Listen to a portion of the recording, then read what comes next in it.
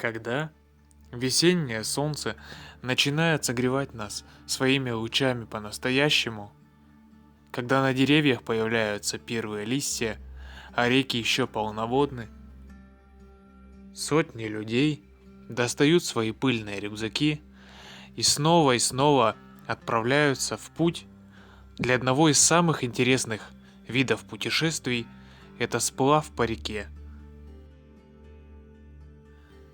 Одна из самых живописных и спокойных рек Свердловской области, позволяющая нам полностью погрузиться в процесс единения с природой, это река Нейва. Эта река петляет среди сосновых лесов, берега утопают в весенней зелени, а то справа, то слева встречаются, как на картинке, хоть и небольшие, но очень красивые скалы. Нейва отличается тем, что здесь нет толп туристов-водников, как на реке Реж или на реке Чусовой. Хотя по красоте своих берегов и удобству путешествия река ничем им не уступает.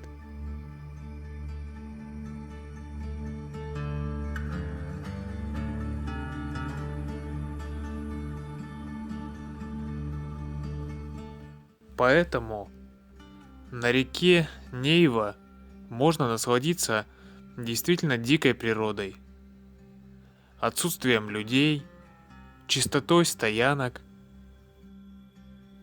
просто плыть и любоваться прибрежными скалами, слушать шум деревьев и пение птиц.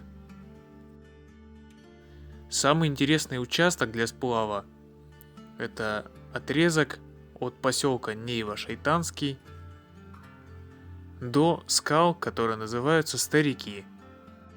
Самые живописные места начинаются от поселка Зыряновский. Здесь, по левому берегу, после подвесного моста, располагается множество небольших скал, следующие одна за другой.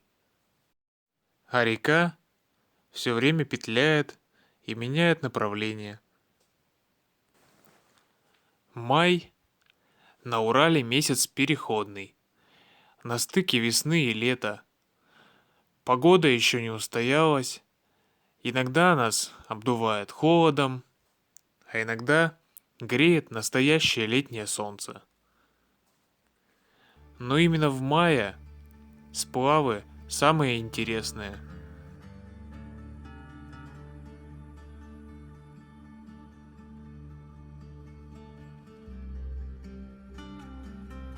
Мы скользим по водной глади.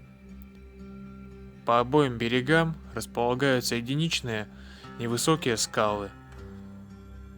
А потом по левому берегу располагается невысокая, но протяженная стена серого цвета, которая называется скала Утес. На противоположном берегу имеется хорошее место для остановки на ночлег.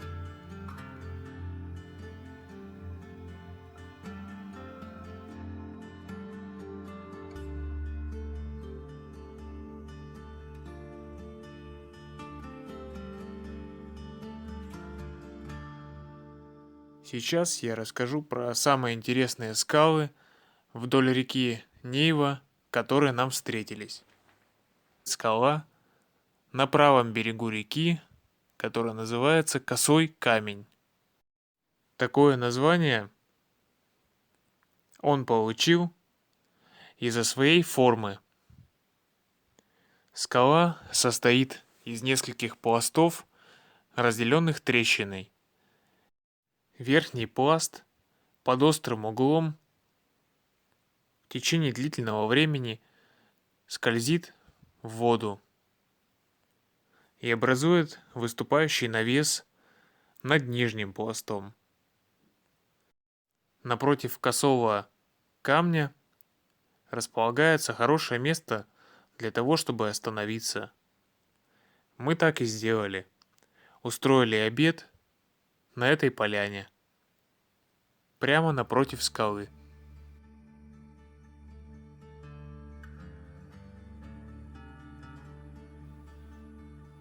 Этот день выдался безветренный и теплый, и весеннее солнце грело нас своими лучами. Около лесной реки время замедляется. Здесь нет городской суеты, шума. Поток мыслей успокаивается. Тебе не нужно ничего говорить. Хочется просто минуту за минутой наслаждаться моментом жизни и наблюдать за окружающей тебя природой.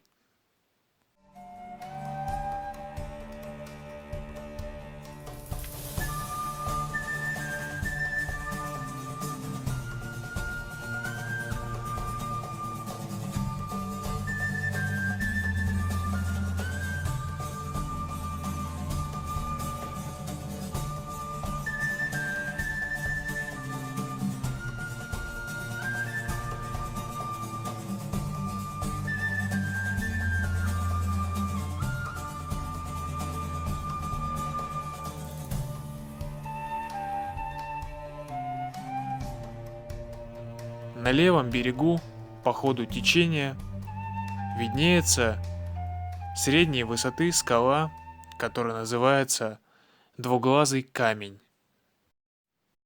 В этой скале имеется небольшая пещера с двумя входами, которые напоминают глаза.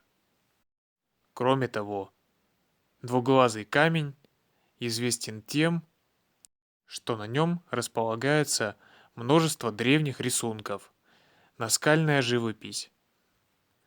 Все они располагаются в центральной части, и чтобы их рассмотреть, необходимо выйти на берег.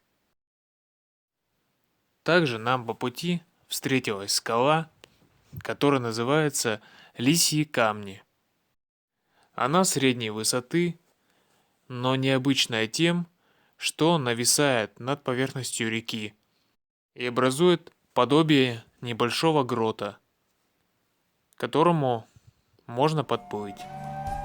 Место живописное.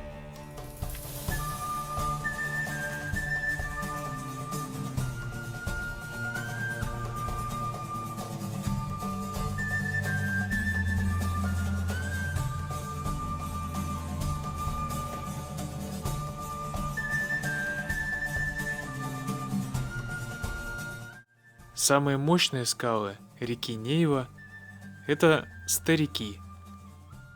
Высота утеса Старуха достигает 40 метров и обрывается отвесной стеной в воду реки.